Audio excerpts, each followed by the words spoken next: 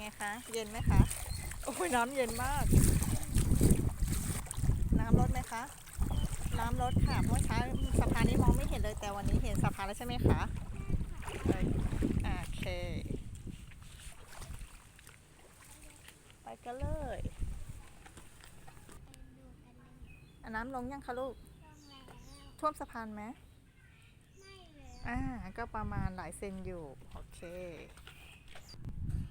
เป็นไงคะลูกเมื่อเช้าตรงนี้ท่วมนะคะแต่เริ่มลดนิดหน่อยโอเค